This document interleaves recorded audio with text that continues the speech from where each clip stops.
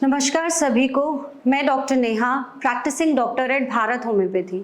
आज की इस वीडियो में हम बात करेंगे क्रिएटिनिन को कम करने के लिए आपको क्या खाना चाहिए। आप सभी लोग इस बात को ज़रूर समझते होंगे कि जब आपकी बॉडी में कोई भी आपको बीमारी आती है, चाहे वो छोटा सा बुखार हो या कोई बहुत बड़ी बीमारी हो, चाहे वो किडनी डैमेज हो, चाहे वो लिवर डैमेज हो, तो आपकी डाइट उसमें बहुत अहम हिस्सा रोल प्ले करती है।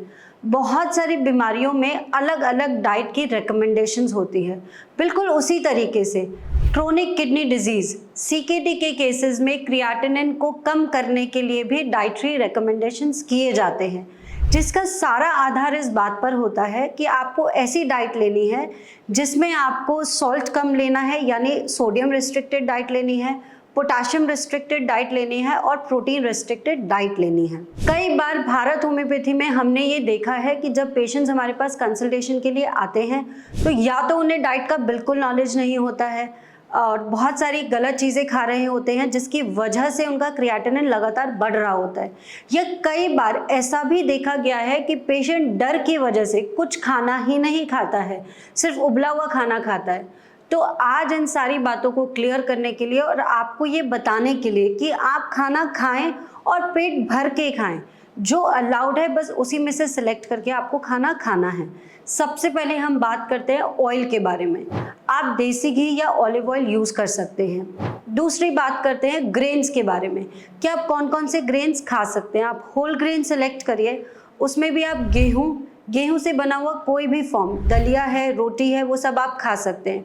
सूजी के सभी प्रकार खा सकते हैं। सूजी चीला है, सूजी इडली होती है, डोसा भी बनता है, तो वो सारी चीज़ें आप सूजी से बनी हुई खा सकते हैं। तीसरा हम बात करते हैं मिलेट्स के बारे में।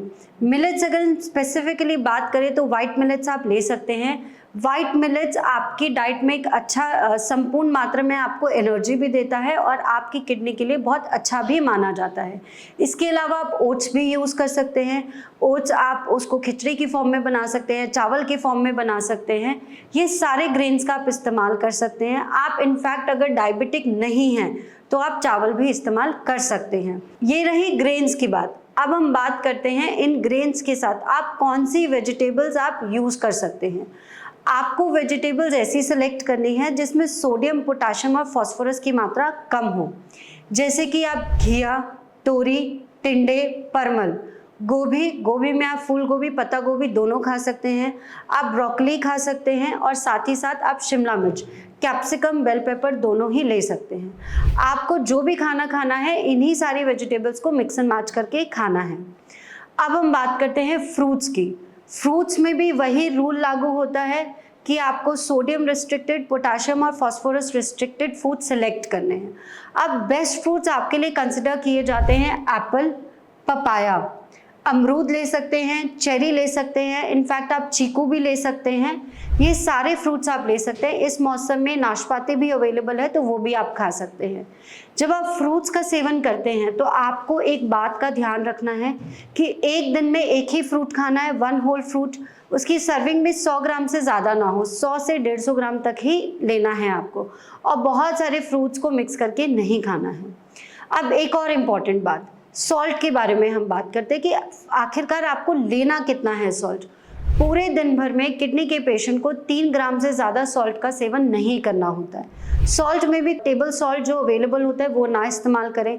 पिंक सॉल्ट है, सेंधा नमक है, ये सब आप यूज़ कर सकते हैं।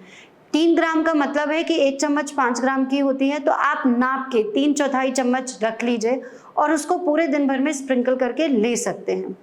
एक और इम्पॉर्टेंट बात, जहाँ पे पेशेंट्स हमसे पूछते हैं दूध और दूध से बनी हुई चीज़ों के बारे में कि क्या पेशेंट्स दूध, पनीर और दही का सेवन कर सकता है, तो पेशेंट्स के लिए मिल्क और मिल्क प्रोडक्ट्स, डेयरी रेस्ट्रिक्टेड होते हैं। रीज़न बीइंग उनमें फास्फोरस की मात्रा बहुत ज़्यादा होती है।